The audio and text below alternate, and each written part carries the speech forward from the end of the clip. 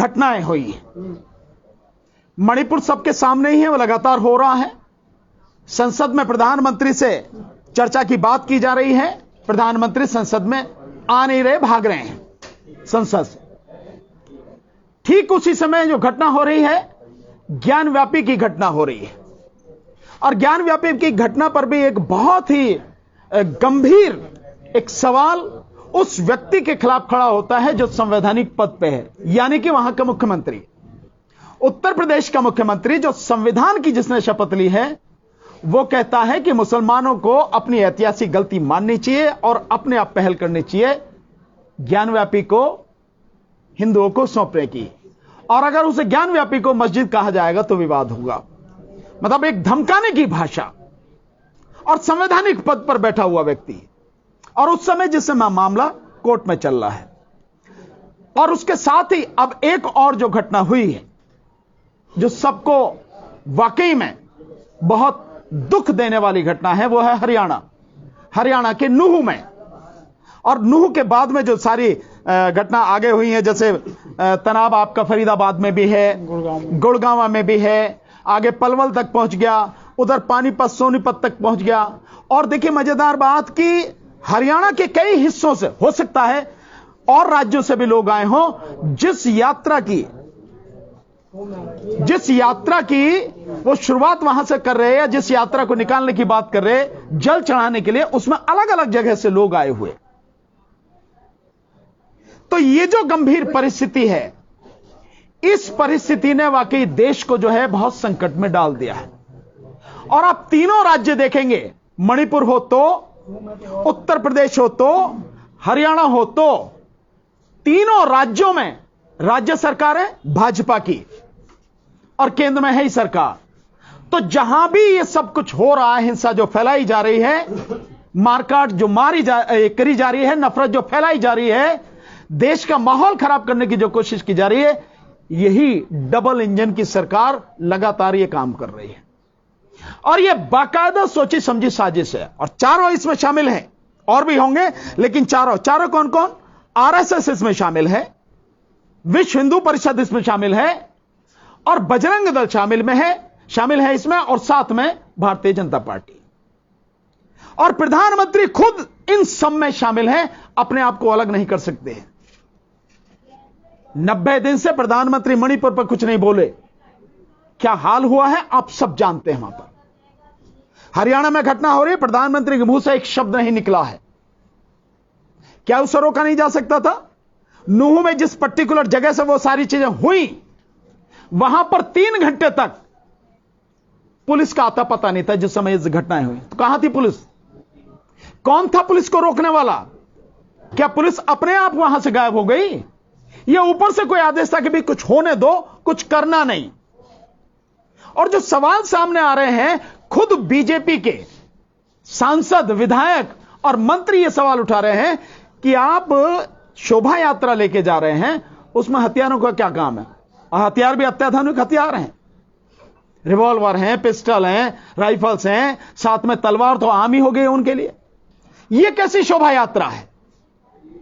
तो यह जानबूझकर इस देश का माहौल खराब करने के लिए केंद्र सरकार द्वारा, मोदी सरकार द्वारा, और राज्यों में भिन्न भिन्न जो बीजेपी की सरकारें हैं उनके द्वारा प्री प्लान यह सब कुछ किया जा रहा है। और ऐसा लगता है कि जो सतपाल मलिक जी, जो पूर्व गवर्नर हैं, वो जो बात कह रहे हैं, लगता है इन सब घटनाओं को देख के कि उनकी बात, एक एक बात उनकी सही साबित होगी। जैसे जैसे चुनाव, केंद्र का लोकसभा का चुनाव पास में आता जा रहा है, और उससे पहले आप जानते हैं 4 राज्यों के चुनाव होने हैं, राजस्थान, मध्य प्रदेश, छत्तीसगढ़ और तेलंगाना।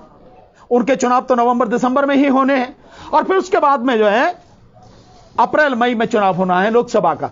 तो ये जो सारी चीजें हो रही हैं, उस देखते देखते हर जगह ये माहौल हो रहा है। नोएडा में भी एक बड़ी, मतलब उसकी वो हुई है, उसके खिलाफ रैली वगैरह हुई है उसके संबंध में।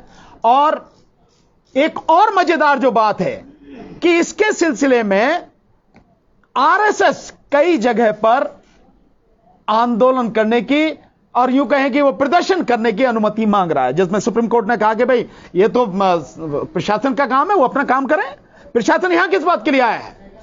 पुलिस अपना काम करे। 23 जगह के लिए तो केवल दिल्ली में ही आरएसएस कह रहा है प्रदर्शन करने की। क्या है इसका मतलब? इसका मतलब साफ है कि जब जो जनता के जुड़े हुए जितने भी मुद्दे हैं उन पर आप पूरी तरह से फेल हो चुके हो। 3 महीने से मणिपुर में हिंसा चल रही है, संसद में आप जवाब नहीं दे रहे। अविश्वास प्रस्ताव केंद्र सरकार के खिलाफ लाया गया, मोदी सरकार के खिलाफ, और सुप्रीम कोर्ट के सामने जो फैक्ट आए हैं, जो सुमोटो एक्शन सुप्रीम कोर्ट ने लिया है, उसमें जिस तरह से केंद्र सरकार, मोदी सरकार एक भी सवाल का जवाब देने में समर्थ नहीं है और पूरी तरह से नंगी हो गई दुनिया के सामने, उन सारी स्थितियों से घिरते हुए तब यह साजिश के तहत यह सब कुछ किया गया है। अन्यथा चंद गुंडे आके इस तरह से भड़काने वाली बात कर रहे हैं और पुलिस उनको कुछ भी नहीं कर सकती। तो कहां है एनआईए इनकी, कहां है सीबीआई इनकी, कहां है इंटेलिजेंस इनका? लोकल पुलिस क्या कर रही है? यह फौज जो है इनके पास में, ये क्या कर रही है? 6 लोगों की मौत हो गई इस हिंसा में बेवजह, जिसका कोई अर्थ नहीं था। 2 होमगार्ड वाले मारे गए। तो हम इसकी कड़े शब्दों में भर्त्सना करते हैं, हम इसका कड़े शब्दों में विरोध करते हैं। वहां के लोग लगातार हमारे संपर्क में हैं और हम लोग वहां किस तरह से वहां जाएं, किस तरह का प्लान हो, यह इस बात पर निर्भर करता है कि जो वहां के साथी हैं, क्योंकि केवल वहां जाके और आप केवल पर्यटन करके आ जाएं उसका कोई अर्थ हम नहीं समझते। आप जानते हैं महमूद भाई ने जिस समय जहां दिल्ली दंगा हुआ था, इन्होंने व्यक्तिगत रूप से जाके पूरी दिल्ली में जहां जहां सब इफेक्टेड लोग थे जाके उनसे बात की, उनकी बातों को सुना और उसके बाद में जो मुकदमे हैं लगातार हम लोग लड़ रहे हैं। तो हम जाने का मतलब हमारा यह है, अगर हम जाएंगे तो कोई अर्थ है उसका, उनको जो लीगल एड चाहिए वो प्रोवाइड कराएंगे, उनके जो मुकदमे हैं वो उनको लड़ेंगे, और साथ में जो पुलिस की ये गुंडागर्दी है और पुलिस की जो नाकामी है, ये यूं कहें कि पुलिस भी उसी षड्यंत्र में शामिल है।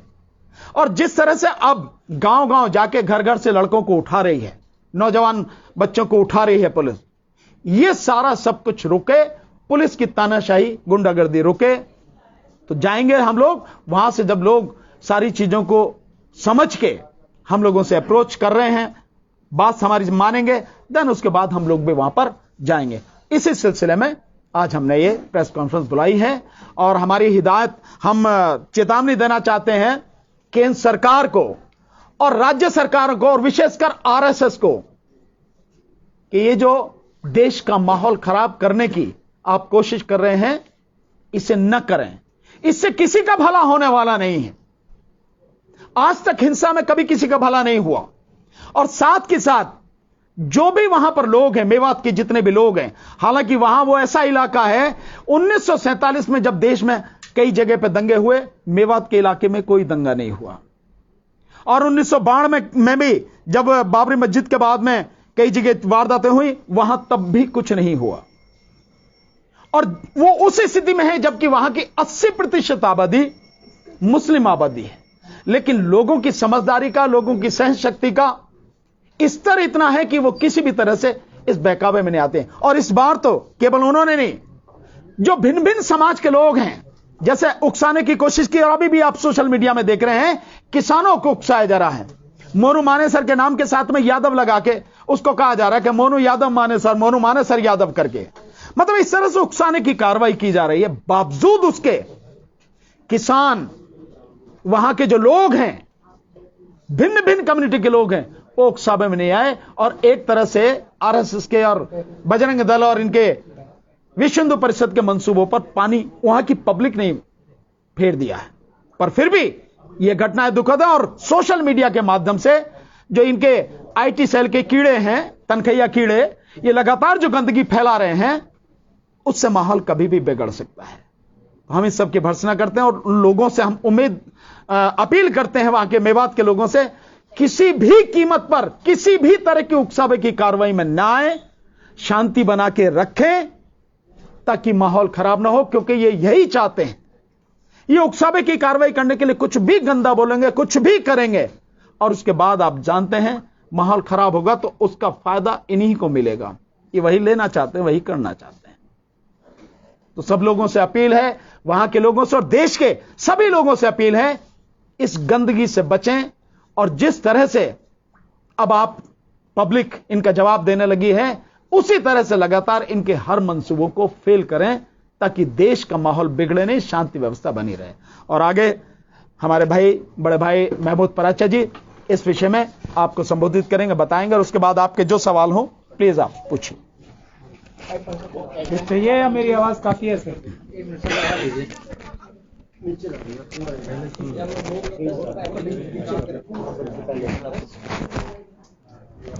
भाई ये बैग हटा लेना, किसका है? भाई ओ भाई HNP वाला उधर रख लेना, ऊपर ना जाने को आवाज नहीं आ रही। सर फिर से टीम बनाई जाए अपनी।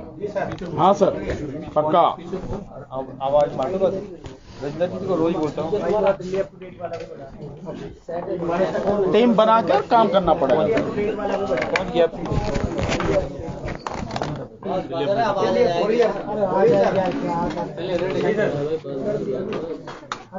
टेस्ट 1 2 3 ठीक है। सबसे पहले तो मैं बहुत इस दुख भरे माहौल में भी आज एक जो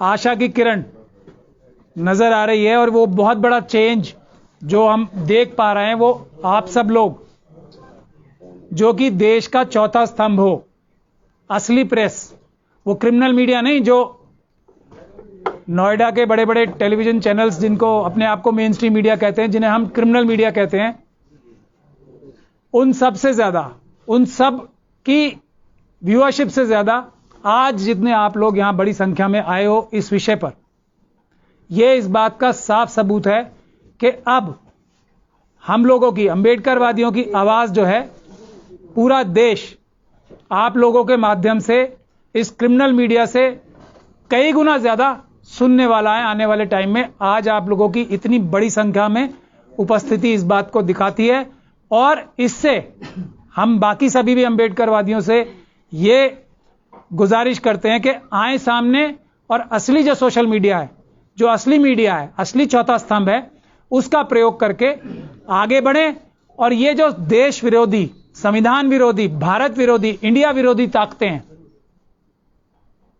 उनको देश से उखाड़ फेंके और इनके सही स्थानों पर, जेलों में, हमारे देश में बहुत सारी जेलें हैं जिनमें इन लोगों को, आरएसएस और बीजेपी के लोगों को पहुंचाना इस देश के हर एक सच्चे और अच्छे नागरिक का कर्तव्य है, फर्ज है, क्योंकि ये लोग देश तोड़ने के लिए आज अपनी पूरी ताकत लगा रहे हैं, भारत को खत्म करके हिंदू राष्ट्र बनाने की चेष्टा कर रहे हैं, भारत का संविधान खत्म करने की चेष्टा कर रहे हैं। अब अभी हरियाणा नू की आप लोगों ने बात सुनी।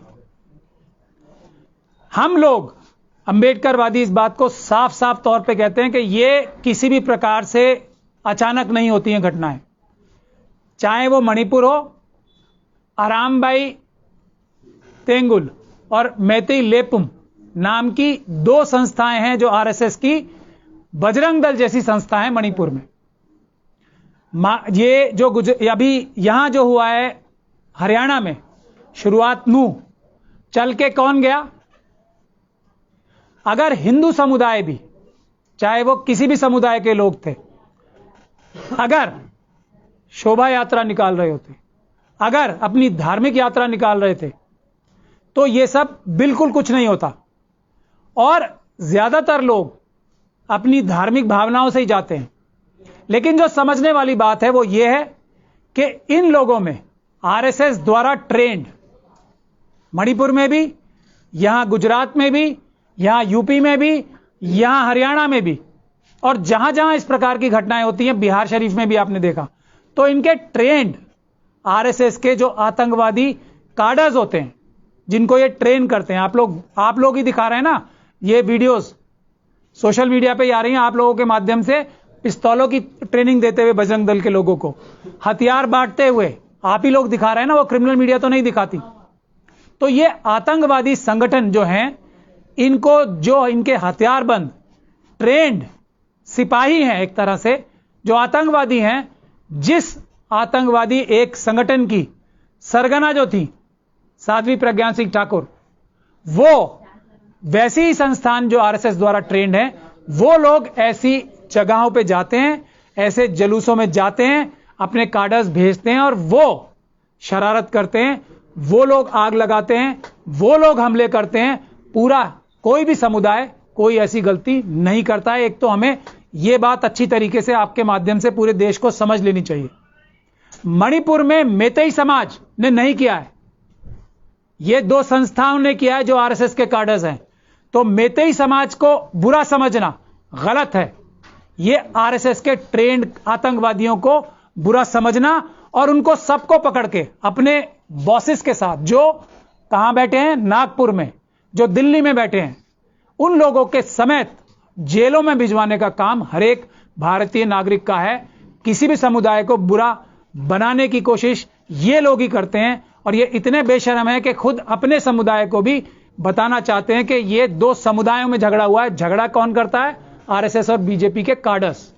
ये एक बहुत महत्वपूर्ण बात है। यहां भी जो हरियाणा के सीएम साहब हैं, मोनू मानेसर, उनके एक कार्यकर्ता हैं। ये वो कार्यकर्ता हैं जो आरएसएस के ट्रेंड आतंकवादी हैं। यही आतंकवादी जो ये काम करते हैं, ये इलेक्शन के दौरान बूथ कैप्चरिंग का काम भी ये करते हैं। ये भी विपक्ष की पार्टियों को इस बात को समझ लेना चाहिए।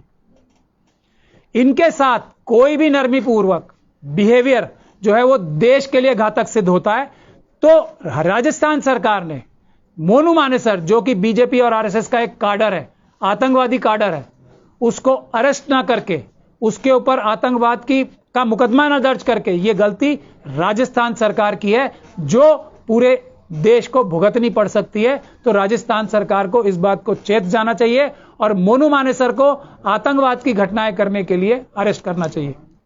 यह बहुत महत्वपूर्ण बात है, क्योंकि यही मोनू मानेसर और इस जैसे दूसरे कार्डर्स आरएसएस के कल राजस्थान में बूथ कैप्चरिंग करेंगे, तब इलेक्शन के टाइम ये कुछ नहीं कर पाएंगे, कांग्रेस की जो सरकार है वहां। तो हम लोग, जैसे दिल्ली दंगों का भी भानु भाई ने उदाहरण दिया, हम लोग क्या करते हैं? सरकारी अधिकारी, पुलिस के अधिकारी जो संविधान की शपथ लेके काम करने के लिए बाध्य हैं, क्योंकि उन्होंने संविधान की शपथ ली है, वो जब कानून तोड़ते हैं, जैसे अभी मोनू मानेसर को, और ऐसी वीडियोस भी आप लोगों के माध्यम से सामने आ रही हैं जहां पुलिस के साथ खड़े होके ये आतंकवादी गोलियां चला रहे हैं।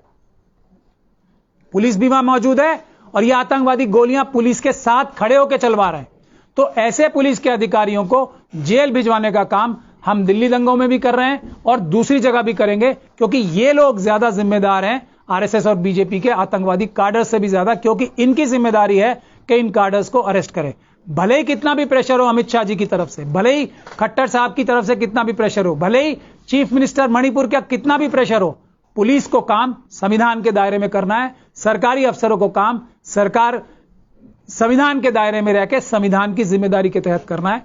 यही काम हम लोग मणिपुर से भी जाएंगे, वहां से भी हमारे पास आ रही है रिक्वेस्ट, जो हम जाएंगे वहां भी, और नूह भी जाएंगे, वहां से भी हमारे पास लोग आ रहे हैं। लेकिन हम जाएंगे तो हम ये संवैधानिक वार्निंग दे रहे हैं, वैधानिक वार्निंग दे रहे हैं सभी पुलिस के अधिकारियों को, सभी सरकारी अधिकारियों को, कितना भी प्रेशर पॉलिटिकल आपके आकाओं की तरफ से हो, आप वो काम करोगे जो कानून आपसे कहता है करने के लिए, उसके बाहर जाके काम करोगे तो आप भी अपराधी हो जाओगे। ये सोच समझ के आप जो भी कार्य कर रहे हो करो, वरना कानून आपको पकड़ेगा। संविधान और कानून के हाथ बहुत लंबे होते हैं। तो हम नूह की जनता से और मणिपुर की जनता से और देश के गुड़गांव की जनता से ये कह रहे हैं कि हम लोग आएंगे और हम ऐसे सभी शक्तियों को जो देश तोड़ना चाहती हैं, देश का माहौल खत्म करना चाह रही हैं, खराब करना चाह रही हैं, और गुड़गांव में देखिए क्या शरारत कर रहे हैं, दिल्ली में क्या शरारत कर रहे हैं। इतना बड़ा इन्वेस्टमेंट, फॉरेन इन्वेस्टमेंट गुड़गांव में आया हुआ है, उसको सब खराब करने की चेष्टा जो है ये आतंकवादी संगठन कर रहे हैं गुड़गांव में, जो इन्होंने आतंकवाद की घटनाएं शुरू की हैं नूह के बाद। तो ये लोग देश के दुश्मन हैं, ये लोग संविधान के दुश्मन हैं, और ये लोग इस देश के सच्चे और अच्छे नागरिकों के सबके दुश्मन हैं। ये बात हमें समझ लेनी चाहिए और इसके लिए हम सबको मिलकर काम करना है। खास तौर पे हम लोगों को इन पॉलिटिकल पार्टीज जो हैं, जो नॉन बीजेपी की पॉलिटिकल पार्टीज हैं, उनसे भी ज्यादा हमें अंबेडकरवादियों की जिम्मेदारी है, क्योंकि लोग पॉलिटिकल पार्टीज से भी ज्यादा आज किसी पर भरोसा करते हैं तो अंबेडकरवादियों पे करते हैं। और जो सोशल लोग एक्टिव हैं, जो सिविल सोसाइटी के लोग हैं, जेन्युइन, वो फ्रॉड वाले नहीं, जेन्युइन जो लोग हैं उन पे भरोसा करते हैं, जो जान हथेली पे लग के सच को सच और झूठ को झूठ बोलने की ताकत रखते हैं। जो हम जैसे लोग हैं जो सीधा बोल रहे हैं कि ये सब गतिविधियां आरएसएस और बीजेपी ने कराई हैं, अमित शाह साहब ने कराई हैं, खट्टर साहब ने कराई हैं, मणिपुर के चीफ मिनिस्टर ने कराई हैं, ये जो बोलने की। और इसी वजह से प्रधानमंत्री खामोश क्यों हैं? बोलते ही चोरी पकड़ी जाएगी, इसीलिए खामोश हैं। चोर हमेशा बचता है। और आप जैसे लोग अब हैं, कोई अब जब प्रेस कॉन्फ्रेंस कभी मोदी जी ने कर ली तो ऐसा तो नहीं होगा ना कि आप में से कुछ लोग भी वहां ना हो। आपसे डर के मोदी जी प्रेस कॉन्फ्रेंस नहीं कर रहे हैं, वरना जो ये इनकी क्रिमिनल मीडिया है उनके साथ तो ये कभी भी प्रेस कॉन्फ्रेंस कर सकते हैं। तो आप लोगों को भी बहुत बहुत मुबारकबाद है। आप लोगों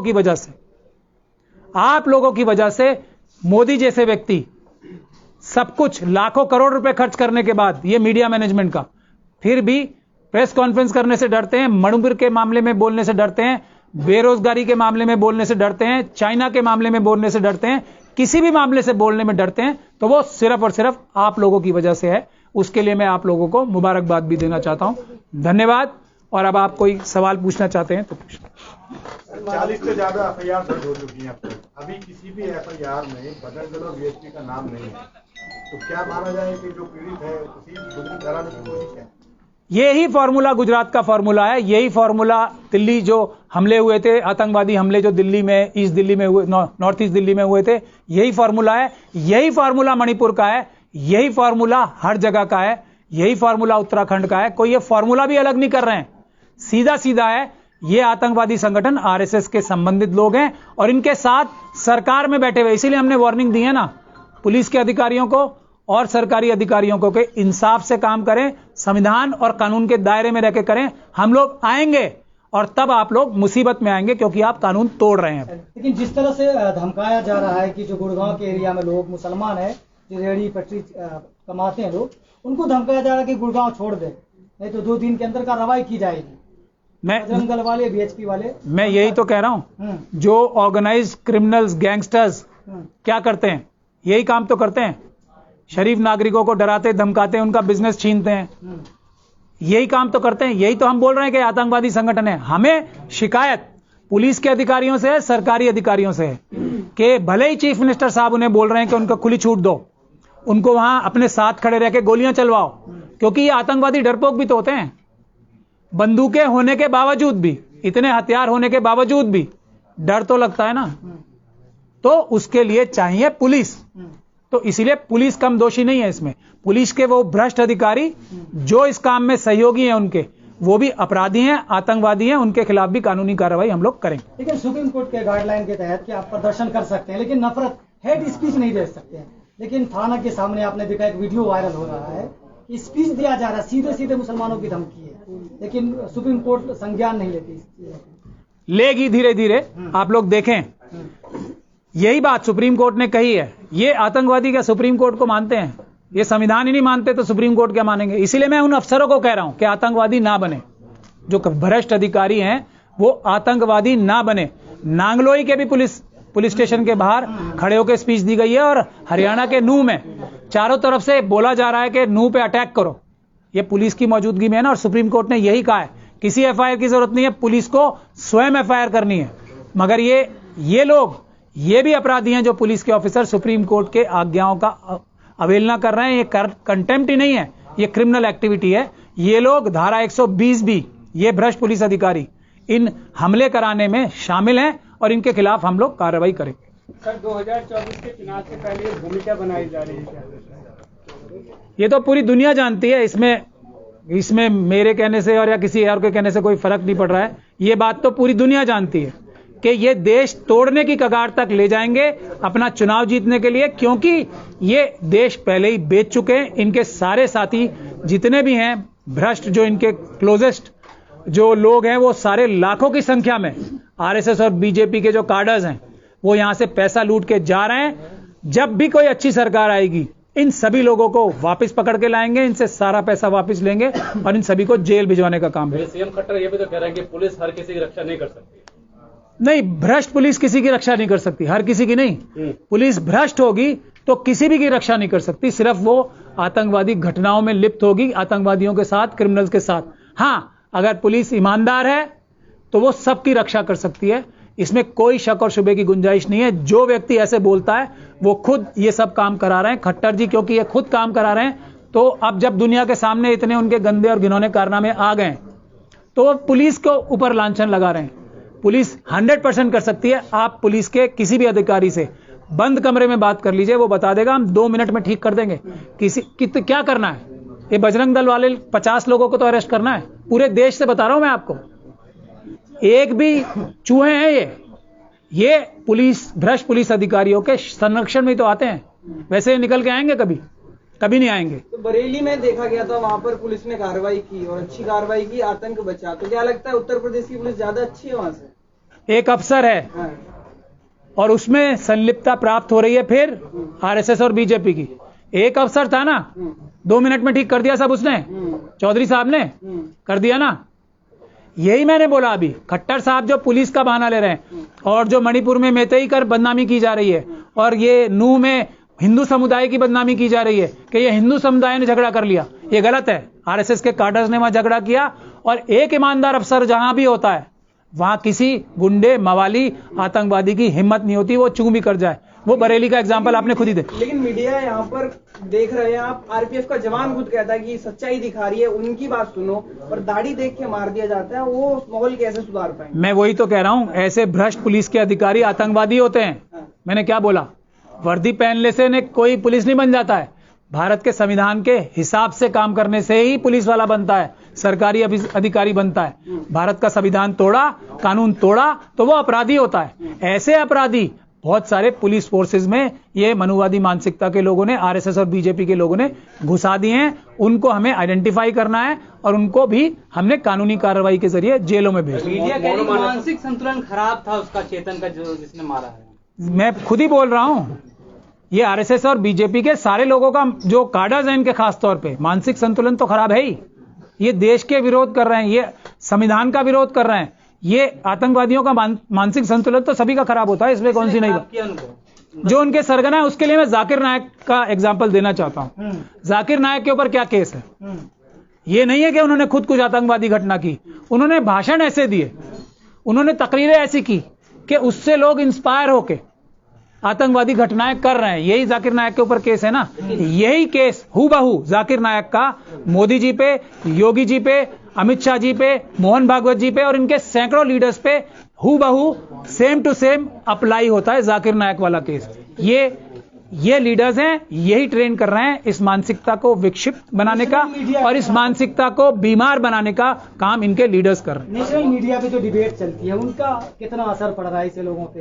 इस तरह की घटना को अंजाम दे रहे, ट्रेन में, मेट्रो में और भी जगह। वो क्रिमिनल मीडिया खराब कर रही है। आप लोग आगे आए ना, इसीलिए तो मैंने आपको अपनी खुशी का इजहार किया था आज। आपके आते ही आप लोग आगे आ जाएंगे तो वो मीडिया खत्म हो जाएगी, क्रिमिनल्स खत्म हो जाते हैं आप जैसी पुलिस के आते ही। तो आज आप इतनी बड़ी संख्या में आए, अगर इसी प्रकार से आप लोग इन मुद्दों को इस मजबूती से उठाएंगे तो एक क्रिमिनल मीडिया समाप्ति हो जाएगी ना। देश के लोग आप लोगों को देखना चाह रहे हैं और इसीलिए आप लोगों के खिलाफ ये आरएसएस और बीजेपी के लोग बड़ी साजिश कर रहे हैं और अपने भी जो इनके कार्डर्स हैं उनसे भी आप लोगों की, सोशल मीडिया की, इनकी एक बड़ी टीम तैयार हो रही है जिसमें हजारों करोड़ लगाएंगे। लेकिन आप लोगों के पास सच्चाई है, सच्चाई को पैसे से हराया नहीं जा सकता, ईमानदारी को पैसे से हराया नहीं जा सकता। मोनू मानेसर को लेकर राजस्थान सरकार और हरियाणा सरकार आपस में कह रहे हैं, लड़ रहे हैं, जुबानी जंग हो रही ट्वीट पर। राजस्थान सरकार कह रही है कि मैं गिरफ्तार करने गया, हरियाणा सरकार नहीं करने दे रही है। हरियाणा कह रही है कि आगे गिरफ्तार करिए, हम आपकी मदद करेंगे। देखिए खेल क्या चल रहा है? जुबानी जंग का कोई मतलब नहीं है। पुलिस के पास में कानूनी रूप से, संवैधानिक रूप से अधिकार हैं, तो आप संवैधानिक रूप से काम कीजिए। आपको किसी गुंडे को पकड़ना है, किसी अपराधी को पकड़ना है, कोई वांटेड उसको पकड़ना है, सीआरपीसी में प्रोविजन है, आप सीआरपीसी के तहत करिए ना काम। आप जाइए वहां पर, जिस इलाके में वो रहता है उस इलाके के आप थाने में जाके अप्रोच कीजिए, बताइए कि इसके खिलाफ ये है, हमें इस आदमी को पकड़ना है। लोकल पुलिस को भेजिए, वो नहीं भेजेंगे तो आप मजिस्ट्रेट के यहां पे एप्लीकेशन लगाइए। ये सारे प्रोविजन हैं, आप करें उसको। अगर पुलिस करना चाहेगी तो संवैधानिक और कानूनी अधिकारों की कोई कमी नहीं है, बशर्ते करना चाहे तो। लेकिन अगर जुबानी जंग हो रही है तो वो घटिया स्तर की राजनीति है और कुछ नहीं है। सर एक बात बताइए। और पुलिस और भी अब राजनीति और भी करने लगी है। किसी मामले में इन्वेस्टिगेशन चल रही है और मामला बहुत संगीन है, या यूं कहो कि बहुत महत्वपूर्ण है, उस मामले में इन्वेस्टिगेशन के दौरान से कोई बात निकल के आती है। कैसे निकल के आती है? पूछताछ कौन करता? क्या आपके सामने होती है या चौराहे पर होती है? नहीं ना, पूछताछ होती है जो गवाह है या जो मुलजिम है उससे अकेले में। तो वो जिस व्यक्ति से पूछताछ हो रही है उसके और पुलिस के बीच में है। अगर वहां से कोई चीज लीक हो रही है तो पुलिस के द्वारा की जा रही है, और पुलिस के द्वारा की जा रही है तो यह सब कुछ जानबूझ के किया जा रहा है, उसको पॉलिटिसाइज करने के लिए किया जा रहा है। इसलिए ये सारी चीज, तो जुबानी जंग का कोई मतलब नहीं है। आप काम कीजिए, आपको अधिकार है। अब बताइए सर, जब नफरत की रैलियां निकल सकती हैं तो सौहार्द की रैलियां क्यों नहीं निकलती? किसकी? जब नफरती रैलियां निकल सकती है जिनमें भाषणबाजी होती है, नफरती भाषण दिए जाते हैं जी, तो सौहार्द की बात करने वाले लोग वो रैलियां निकलकर क्यों नहीं जाते? नहीं, निश्चित रूप से निकल सकती हैं, इसमें कोई शक नहीं है। लेकिन अगर रैलियां ना भी निकले, पर जो लोग वो दंगा भड़काना चाह रहे हैं, जो माहौल खराब करना चाह रहे हैं, लोग उसमें पार्टिसिपेट नहीं कर रहे, उसको अपनी तरफ से आगे नहीं बढ़ने दे रहे, यह भी क्या कम बड़ी बात है? यह भी एक अच्छी बात है। हां, मैं मानता हूं कि अगर सौहार्द वाली रैलियां निकलें और लोग बोलें, जैसे हम लोग, आप सारे मीडिया वाले जो साथी हैं, सबको बुला के हम लोग जो बात कह रहे हैं, बता रहे हैं, लोगों से रिक्वेस्ट कर रहे हैं, सरकार को चेतावनी दे रहे हैं, और पुलिस वो अपना कर्तव्य करे उसको बता रहे हैं, ये काम और लोग भी कर सकते हैं। आज की तारीख में बहुत से लोग हैं जो सोशल मीडिया, जिसमें फेसबुक है, जिसमें यूट्यूब है, जिसमें आपके इंस्टाग्राम वगैरह है, इन सबको यूज करते हैं, वहां ये बात कह सकते हैं। और अगर वो चाहें तो और भी नहीं तो कम से कम अपने जो रिश्तेदार हैं, अपने जो दोस्त हैं, जो अपना सर्किल है, उसमें तो बात कह ही सकते हैं। इसी तरह से धीरे धीरे बात ये फैलती है, और ये करना पड़ेगा सिविल सोसाइटी को, जो समाज के लोग हैं उनको आगे आके ये बात करनी पड़ेगी। नहीं तो ये गुंडागर्दी जो बढ़ रही है, जो बहुत टारगेटेड है, ये आगे और बढ़ेगी, और इससे देश को दिक्कत होगी, सभी लोगों को दिक्कत होगी। और जो अभी एक बात और कही, जो आप सारे साथी आज इतनी बड़ी संख्या में आए हैं, अभी आपने देखा होगा मणिपुर के मसले पर जो सुप्रीम कोर्ट में चर्चा हो रही है, आप सब लोग उसे देख रहे होंगे। उसमें एक बहुत बड़ी बात आ रही है, सीजेआई साहब बार बार कह रहे हैं कि जो चीज सोशल मीडिया पर उपलब्ध है, जो इंफॉर्मेशन वहां उपलब्ध है, वो इंफॉर्मेशन सरकार के पास क्यों नहीं है। यह बात बताने का मकसद मेरा यह है कि आप जो काम कर रहे हैं उस काम को कोर्ट भी देख रही है, चीफ जस्टिस ऑफ इंडिया भी उन सारी चीजों को देख रहे हैं। यह चीज आपको बहुत ध्यान में रखनी है, और इसीलिए मैं मानता हूं कि आपकी जिम्मेदारी थोड़ी बड़ी हो जाती है, ज्यादा हो जाती है, कि बात जो भी है, सच जो भी है, आप पूरी ईमानदारी से दिखाते रहे हैं, उसको और ईमानदारी के साथ में दिखाएं, आगे बढ़ाएं। देश को बचाने में आपका बड़ा योगदान है। एक मैं जाकिर भाई की बात का एक जवाब देना चाहता हूं। देश में सांप्रदायिक सौहार्द है ही, ये लोग खराब करते हैं, सिर्फ आरएसएस और बीजेपी के कार्डर्स खराब कर रहे हैं। तो इसीलिए अगर इनको पकड़ के जेलों में भिजवा दिया जाएगा, इनको आतंकवादी संगठन घोषित कर दिया जाएगा, तो सांप्रदायिक सौहार्द की रैलियां निकालने की आवश्यकता ही नहीं पड़ेगी, क्योंकि सांप्रदायिक सौहार्द तो है ही। ये खराब कर रहे हैं जान के। भारत के संविधान को बाबा साहब ने लिखा था तो उसमें प्रीएम्बल में ही फ्रेटर्निटी लिखा था ना, फ्रेटर्निटी, वो इसीलिए लिखा था, वो है। अंबेडकरवादी तो 90% है ना देश में, उसको खराब करने का जो काम किया जा रहा है उसको रोकना जरूरी है। सर एक आखिरी सवाल, नूह में जो 200 झुग्गियां पे बुलडोजर चढ़ा गया, उसे आप किस तरह देखते हैं? निश्चित रूप से ये गलत है, इसमें देखने वाली क्या बात है, निश्चित रूप से गलत है, और सरकार की ये तानाशाही है, और इसी से सरकार का एक पक्षीय रवैया नजर आता है। और अभी थोड़ी देर पहले एक साथी पूछ रहे थे, जो कह रहे थे कि जो भी पकड़े जा रहे हैं वो मुस्लिम समाज के लोग पकड़े जा रहे हैं। अभी तक भी बजरंग दल या विश्व हिंदू परिषद या आरएसएस के लोगों पे नहीं। तो निश्चित रूप से, क्योंकि सरकार उनकी है, केंद्र में भी और राज्य में भी, और वही लोग इस सबको कराने वाले हैं, तो जो लोग हैं करने वाले, जो आतंकवादी हैं, जो अपराधी तत्व हैं, जो गुंडे हैं जिनको बुलाया गया, जो 150 से ज्यादा गाड़ियों में भरकर वहां पहुंचे हैं, ये सब कुछ सरकार के द्वारा कराया ना। तो सरकार अपने ही गुंडों को कैसे बंद कर लेगी? अभी तो उसे और भी उन गुंडों से काम लेना है ना, इसलिए उनके खिलाफ नहीं कार्रवाई हुई। लेकिन इसका मतलब यह नहीं है कि उनके खिलाफ कार्रवाई नहीं हो सकती, या वो अरेस्ट नहीं हो सकते, या वो जेल नहीं जा सकते। महमूद भाई ने जो अभी बताया वो यही बात बताई कि हम लोग कानून पर, आपको भी भरोसा होना चाहिए, लोगों को भी भरोसा होना चाहिए। हमें कानून और संविधान पर भरोसा है, हमें मालूम है कानून और संविधान की ताकत। हम इसीलिए कह रहे हैं कि लोग अगर कहेंगे, लोग अगर बुलाएंगे तो हम तरीके से वो सारी चीजें करेंगे। पुलिस भी गुंडागर्दी करने से रुकेगी, पुलिस भी अपराधियों को गिरफ्तार करेगी, एफआईआर लिखेगी, नहीं लिखेगी तो हमारे पास बहुत तरीके हैं। लेकिन हम लोग कानून के मानने वाले, लीगल तरीके से काम करने वाले लोग हैं, इसीलिए हम जो काम करेंगे वो लीगल तरीके से करेंगे। एक चीज आपको जरूर जाननी चाहिए कि कानून के फंदे में अगर कार्रवाई लीगल तरीके से हो रही प्रॉपर, उस फंदे में अगर कोई व्यक्ति एक बार फंस गया तरीके से, फिर निकलता नहीं है। हो सकता है उसमें समय लग जाए, लेकिन जब उस पर फैसला आता है तो बहुत सारी चीजों को तबाह करके जाता है। सर, अभी जो 4 आरोपियों को जिन्होंने मस्जिद में घुस करके इमाम की हत्या करी, पुलिस ने उनको पकड़ा, लेकिन उनके कार्यवाही करने के विरोध में जो है थाने पर जाकर के लोग प्रदर्शन कर रहे हैं। नहीं, वो तो करेंगे भाई, अपने जो उनके गुंडे हैं, जो उनके साथी हैं, जो उनके मतलब इस पूरी घटना को अंजाम देने में जो शामिल रहे हैं, उनको बचाने के लिए तो वो काम करेंगे ही ना।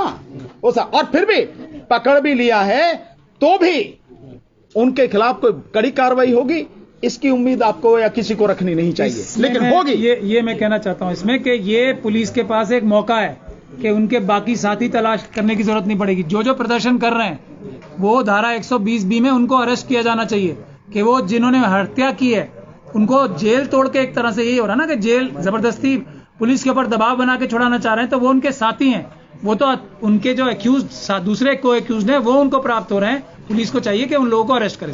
धर्मरक्षक बताते हैं कुछ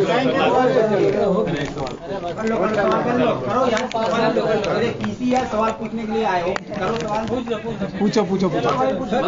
आप लोग ज्यादातर लोग जो आतंकी तो कह रहे हैं, कुछ लोग कह रहे हैं धर्मरक्षक है, वो धर्म के रक्षक है, इसमें क्या कह रहे हैं? देखिए, भाजपा सरकार में जो भी काम किए जाते हैं, देश की तबाही के, जो देश का सौहार्द है उसको बिगाड़ने के, ये जितने भी काम किए जाते हैं, ये धर्म की और देश की, देशभक्ति की आड़ में किए जाते हैं। इनसे ये पूछो कि धर्म रक्षक तो हो, धर्म को भी किसी रक्षा की जरूरत पड़ती है क्या? अगर धर्म को भी रक्षा करने की जरूरत पड़े तो वो धर्म नहीं है कम से कम। और बाकी और चीजों की, औरों की रक्षा करने की बात कर रहे हो आप, गौरक्षा की तो पुलिस काहे के लिए है? ये फौज काहे बात के लिए है? ये पैरामिलिट्री फोर्स काहे के लिए है? मतलब समाज के लोग अपने लिए बनाएंगे कि भाई हम करेंगे रक्षा, अपने आप सुमोटो वो बन जाएंगे कि हमें रक्षक, और हथियार लेके वो रक्षा करेंगे। हथियार लेके किसी की रक्षा नहीं होती। इस तरह से सामूहिक रूप से गिरोह बनाकर, और जब सरकार शामिल हो जाए तो गुंडागर्दी की जाती है। ये सारे के सारे माफिया के लोग हैं, सब लोग। सो काम रक्षा करने का, चाहे किसी प्राणी की रक्षा हो, जानवर हो, कोई भी कीट पतंग हो, कुछ भी, या इंसान हो, उनकी रक्षा करने की जिम्मेदारी पुलिस की है। और सर, जो आप कह रहे हैं वही तो सीएम योगी कह रहे हैं कि देश जो संविधान से चलेगा, किसी धार्मिक आधार पर नहीं चलेगा। तो सीएम योगी से आप ये बात जाके पूछो कि फिर ये बताओ आप कि ये क्यों कह रहे हो आप कि मुसलमानों को अपनी ऐतिहासिक गलती माननी चाहिए और अपने आप ही वो दे देना चाहिए, और अगर उस ज्ञान व्यापी को मस्जिद कहा तो विवाद होगा। ये क्यों कह रहे हैं? फिर इस बयान के पीछे क्या है? किस बयान के पीछे? राजनीति सबको जानते हैं भाई, राजनीति है और नफरत है। ये नफरत फैलाना है, क्योंकि उनके पास में, देखिए, शिक्षा के मुद्दे पर बीजेपी सरकार चाहे डबल इंजन या ट्रिपल इंजन कुछ भी कह लें, वो हर मुद्दे पर वो फेल है। शिक्षा के मुद्दे पर फेल है, रोजगार के मुद्दे पर बुरी तरह से फेल है, वो स्वास्थ्य के मुद्दे पर बुरी तरह से फेल है, सुरक्षा के मामले में पूरी तरह से फेल है, मजदूरों के मामले में पूरी तरह से फेल है, किसानों की समस्याओं का निवारण करने में पूरी तरह से फेल है। 2022 में दुगनी करने की बात कही थी आय किसानों की, और आज की तारीख में उनकी आय 40% कम होगी किसानों की। दुगनी तो बात ही छोड़ दीजिए। 2022 तक सबको मकान मिल जाने थे ना पक्के, मोदी यही तो कहते थे चिल्ला चिल्ला के। कितनों को मिले आपके सबके सामने है। एजुकेशन का बिल्कुल बंटा ढार कर दिया, भट्टा बिठा दिया। ओआरओपी के लिए मैं समझता हूं 2500 से भी ज्यादा दिन हो गए और लगातार वो आंदोलन कर रहे हैं। यह स्थिति है। और महिला पहलवानों के साथ क्या हुआ, किस तरह से सरकार ने घिनौना षड्यंत्र रच के बहन बेटी की इज्जत आबरू का सौदा कर लिया, यह सब कुछ आपने सब अपनी आंखों से देखा है। सो सरकार हर मुद्दे पर फेल है, इसलिए अब कुछ उसके पास नहीं रहा सिवाय देश का माहौल खराब करने के, नफरत फैलाने के, हिंदू मुस्लिम करके, सांप्रदायिकता को बढ़ावा देकर और अपनी राजनीतिक रोटियां सेकने के अलावा दूसरा कोई उनके पास बचा नहीं। इसलिए ये सारी चीजें हो रही। सर एक वीडियो आया, उसमें जो बच्चे स्कूल गए थे, स्कूल से छोड़ करके स्कूल के बाद में वो बच्चे शामिल हो गए बजरंग दल के प्रदर्शन में। तो ये जो देश के दो निहाल जा रहे हैं इस रास्ते पर, उसके माँ बाप को आप क्या कहना चाहेंगे? देखिए, उसके विषय में सबसे बड़ी जिम्मेदारी किसकी है? उसके विषय में जिम्मेदारी सबसे पहले शुरू होती है घर से। तो जो मां बाप हैं उन बच्चों के, उन्हें इस बात का ध्यान रखना है कि उनके बच्चे कहां जा रहे हैं। क्या मां बाप बजरंग दल में अपने बच्चों को शामिल करके गुंडा बनाएंगे, दंगाई बनाएंगे? और जब वो दंगाई बन जाएंगे और जब पुलिस की एफआईआर उनके खिलाफ होगी, वो जेल जाएंगे और पूरा जीवन बर्बाद हो जाएगा, तो क्या मां बाप ये चाहते हैं कि ऐसा हो? अरे एक मर भी गया। सो ये जो और आप देखेंगे कि इसमें है भी कौन, वो बच्चे भी गरीब समाज के बच्चे हैं।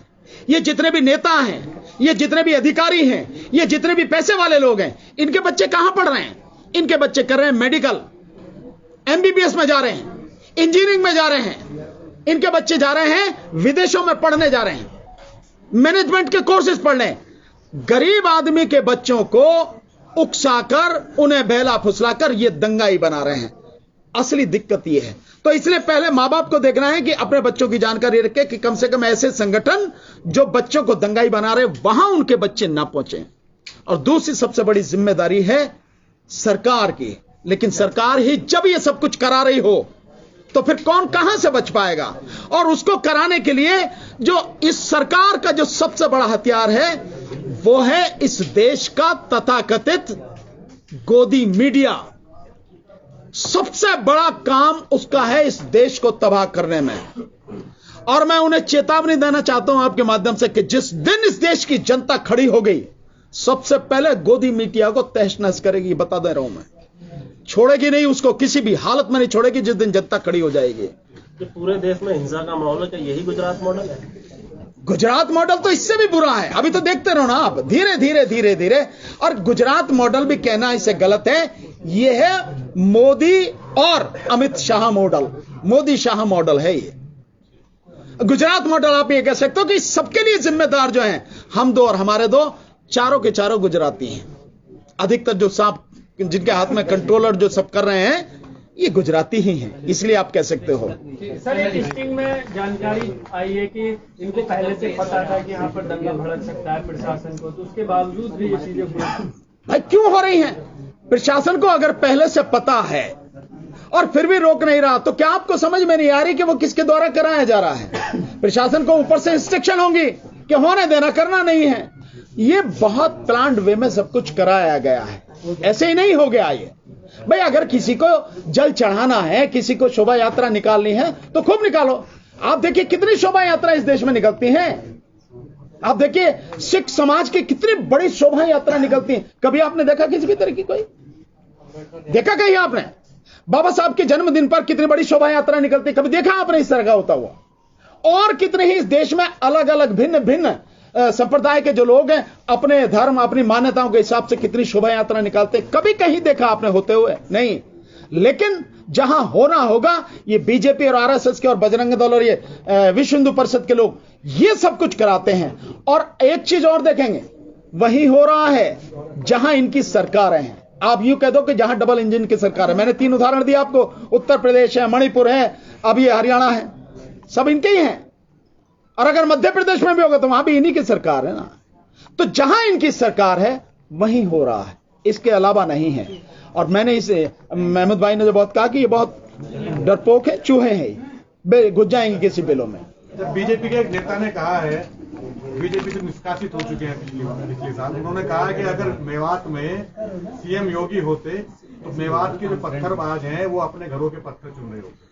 नहीं, वो तो कुछ भी जो मन में आता है। अगर वो सीएम होते या हम में से कोई होता सीएम तो हम बताते कौन क्या कर रहा होता।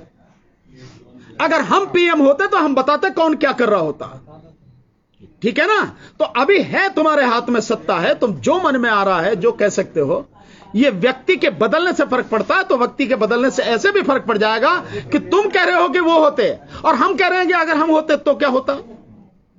ये भी चीज समझ नहीं। अगर आप होते तो क्या होता? बताएंगे, जब होंगे तब बताएंगे, जब होंगे बताएंगे। अगर हम होंगे तो देश में किसी भी कीमत पर सांप्रदायिक जो सद्भाव है उसको बनाए रखा जाएगा, उसे बिगाड़ने की किसी को इजाजत नहीं होगी, चाहे वो कोई भी हो। और देश में दंगा फैलाने की, दंगा कराने की जो भी साजिश करेंगे, चाहे कितना भी तुर्रमखा हो, कितना ही पैसे वाला, कितना बड़ा पॉलिटिशियन हो, यहां तक कि खुद प्रधानमंत्री नरेंद्र मोदी क्यों ना हो, कानूनी कार्रवाई होगी, जेल के अंदर दिखेगा। कोई भी होगा। आप जेल के अंदर की बात कर रहे हैं। चेतन सिंह ने तो खुली चेतावनी दे दी कि भारत में रहना है योगी मोदी कहना होगा, आदत डाल लेनी चाहिए। तो पता लग जाएगी उसके खिलाफ कार्रवाई हो रही है ना? कहां है वो, ये बताओ। अभी क्या वो ये कह के मुख्यमंत्री बन गया, मंत्री बन गया, ये कहां है? वो जेल में है ना? एक संकेत तो दिया ना कि भारत में अब रहना होगा, डर के खौफ के माहौल में रहना है, योगी मोदी कहना है। आपको डर लग रहा है? जो ऐसे कहेगा वो जेल में होगा, जैसे ये है। आपको डर लग रहा है सर? आपको डर लग रहा है? हमें क्यों लगेगा, मैं बता रहा हूँ। देखिए, इस तरह की मानसिकता के लोग हैं, ऐसा माहौल उन्होंने बनाया है, ये हम सबको फेस करना पड़ेगा। लेकिन इसका भी इलाज है, और इलाज है संविधान, और इलाज है कानून। आप कानून पर विश्वास रखिए, आप संविधान पर विश्वास रखिए, उसके हिसाब से कार्रवाई कीजिए। मैंने आपको बताया ना कि जब लिखित में कानूनी कार्रवाई होती है उसका असर बड़ा गहरा होता है, बशर्ते आप करें तो जो ये कह रहा था कि हिंदुस्तान में रहना है तो योगी मोदी कहना है, अब योगी और मोदी जाके उसे छुड़ा लो जेल में से, अब वो जेल में पड़ा है। सर अभी है नहीं है? अंदर वीआईपी ट्रीटमेंट मिल रहा होगा उनको, क्या कोई देख नहीं जा रहा? आप देख के आओ, मुझे तो पता नहीं। मोदी जी जब जाएंगे उनको भी वीआईपी ट्रीटमेंट मिलेगा। उन्हीं की जेल है और सर उन्हीं के लोग हैं, कुछ दिन बाद वापस आ जाएंगी। जिनकी जान जानी थी वो तो चली गई ना। नहीं, निश्चित रूप से तो ये माहौल खराब किया गया है ना। इसी माहौल को ठीक करने के लिए मैं बार बार ये कह रहा हूं कि इस सरकार को, मोदी सरकार को और भाजपा सरकार को, जहां कहीं भी है वो, केंद्र के अलावा राज्यों में भी जहां कहीं, इनको उखाड़ के फेंकना पड़ेगा। जब तक इन्हें उखाड़ के नहीं फेंका जाएगा तब तक बाकी और चीजें होंगी नहीं थी। एक मिनट प्लीज, प्लीज एक मिनट। 2024 में भी यही है। एक मिनट सर, ट्विटर पे एक ट्वीट आया, ट्वीट किया एक वकील ने, जिम्मेवार वकील है, कम से कम 25 से 30 हजार उसके फॉलोअर्स हैं। उसने ये ट्वीट किया कि ये जो चेतन शर्मा है, उसने पहले हथियार उठा के पहले पाकिस्तान जिंदाबाद के नारे लगाए, सबसे पहले उसने मारा मीना को, उसके बाद भी जाकर के दूसरे चेतन शर्मा ने जाकर उसको गोली मारी है, तीनों को। ये अगर इस टाइप के वो भड़काओ और इस टाइप का वो गलत वो भाषण देते हैं, बयान देते हैं ट्वीट पे, तो उनके खिलाफ क्या एक्शन नहीं लिया? नहीं, बिल्कुल एक्शन लिया जा सकता है, उनके खिलाफ कानूनी कार्रवाई की जा सकती है। लेकिन दिक्कत अभी थोड़ा सी ये आ रही है सामने कि कानूनी कार्रवाई करेगा कौन, ये है मुसीबत थोड़ी सी। तो और एक बात है, मीडिया के ऊपर में ये जो जिहादी है, ये खालिस्तानी है, इस टाइप से अगर ये बोलते हैं जो मीडिया वाले, तो उनके खिलाफ में भी एक्शन नहीं है। नहीं, निश्चित रूप से आप इस बात को इस तरह से देखिए कि अगर ऑनरेबल सुप्रीम कोर्ट इस बात को कह रहा है कि हेट स्पीच इसको रोका जाए, हेट स्पीच नहीं होनी चाहिए, इनके खिलाफ कार्रवाई होनी चाहिए, बावजूद उसके हो रही है। और केवल इतना नहीं, आप देखिए परिस्थिति की गंभीरता को समझिए। ऐसा भारत के इतिहास में पहले कभी नहीं हुआ। प्लीज जरा सुनिए आप, भारत के इतिहास में ऐसा पहले कभी नहीं हुआ कि चीफ जस्टिस ऑफ इंडिया को, सुप्रीम कोर्ट के जजेस को ओपनली गाली दी जाए। मणिपुर का मसला जिस तरह से चल रहा है और जिस तरह से चीफ साहब के खिलाफ मतलब लगातार इनका जो तनखैया कीड़े हैं इनके आईटी सेल के, वो लगातार टर जो मचा रहे हैं, वो सारी चीजें अगर आप देखें तो ऐसा माहौल कभी नहीं था। लेकिन बावजूद उसके मैं धन्यवाद देना चाहता हूं चीफ साहब को कि सुप्रीम कोर्ट थोड़ा सा इस समय निश्चित रूप से निडर होकर काम कर रही है। सर, जैसा आप कह रहे हैं हेट स्पीच नहीं देनी चाहिए, लेकिन फिर भी हेट स्पीच जो है मीडिया के थ्रू आ रही है, तो उन पर कार्रवाई किस तरह से होनी चाहिए? कार्रवाई बस सुप्रीम कोर्ट ने कहा है, आप आईपीसी में बतेरी धारा है जिनमें उनके खिलाफ कार्रवाई होनी चाहिए। लेकिन यह है कि कर नहीं रहे ना पुलिस वाले, और जब सुप्रीम कोर्ट कह रहा है और उसके बावजूद भी नहीं कर रहे। आप इनकी बेहयाई, इनकी बेशर्मी और इनका दुस्साहस देखिए आप, वो क्यों कर पा रहे हैं? क्योंकि सरकार उन्हें हर तरह से प्रोटेक्ट कर रही है, सरकार उन्हें बचा रही है। कि पुलिस वाले अधिकारी जिनके, कौन करेगा कार्रवाई? आप किससे अप्रोच करेंगे? पुलिस से। अगर पुलिस के नीचे एसएचओ काम नहीं करता है, कुछ करता है, तो आप ऊपर डीसीपी के पास जाओगे, फिर ऊपर कमिश्नर के पास जाओगे। यही तो है ना तरीका। नहीं होगा तो दैन अदालत में जाओगे। लेकिन इसी लेवल पर जब इनको प्रोटेक्ट कर रही है सरकार, और इन्हें यह है कि भाई हमारा कुछ होना तो है नहीं, बिगड़ना तो है नहीं, इसलिए कार्रवाई नहीं कर रहे। अन्यथा सुप्रीम कोर्ट की इतनी झाड़ के बाद उन्हें काम करना चाहिए। हां, मैं इतना जरूर कह सकता हूं कि अगर सुप्रीम कोर्ट के इतना कहने पर भी काम नहीं करे तो सुप्रीम कोर्ट को एक बड़ा सख्त कदम एक बार उठा लेना चाहिए। 50 जो अधिकारी हैं ना, जो कंटेम्प्ट पड़े, 50 अधिकारियों की फीत उतार के एक बार खुंटी पर टांग दे तो बाकी सारे के सारे अपने आप ठीक हो जाएंगे। ये स्टेप अभी सुप्रीम कोर्ट उठा नहीं रही है।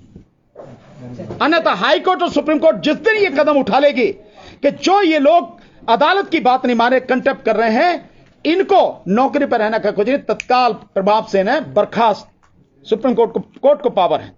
जिस दिन ये कर देगी और ये 100, 150, 50 लोगों के खिलाफ ये कार्रवाई अधिकारियों के अपने आप सीधे हो जाएंगे, अपने आप काम करने लगेंगे। इस कदम की जरूरत है। सर, सत्यपाल मलिक ने एक इंटरव्यू के दौरान कहा है कि 2024 में जो है राम मंदिर पर हमला हो सकता है, पुलवामा जैसा कुछ हो सकता है। सर, उनके इस बयान को किस तरह देखा आप? देखिए, मैंने शुरू में ही कहा, आप शायद लेट हो गए, मैंने शुरू में ही कहा कि ये जो सतपाल मलिक जी ने कहा है और ये नूह की जो घटना हुई है और फिर ये ज्ञानव्यापी पे जो एक मुख्यमंत्री का बयान आ रहा है, ये सारी की सारी उसी तरफ इशारा कर रही है कि जो मलिक साहब कह रहे हैं वो उनकी जो बातें या उनका जो मतलब शक है, जो वो संदेह कर रहे हैं या जो उन्हें ऐसा लग रहा है, जो संभावना वो व्यक्त कर रहे हैं, वो सही हो सकती है। तो जो कह रहे हैं कुछ भी हो सकता है, इसमें तो कोई शक वाली बात नहीं। हम तो लगातार बहुत पहले से कह रहे हैं कि चुनाव जीतने के लिए मोदी किसी भी हद तक जा सकता है, किसी भी हद तक कुछ भी कर सकता है। आप सबको भूलना नहीं चाहिए, पुलवामा किसका कराया हुआ सबके सामने अब तो आ रहा है। हालांकि हमने तो एक हफ्ते बाद ही कह दिया था, दिल्ली में, साउथ दिल्ली में मीटिंग हुई थी, कह दिया कि सब कुछ बीजेपी का कराया हुआ है। आप देखिए, मस्जिद के बाद ज्ञानव्यापी का नंबर, कुछ भी हो सकता है भाई, ज्ञानव्यापी भी और आगे भी कुछ भी हो सकता है, लेकिन हम लोगों को लड़ना है। मलिक साहब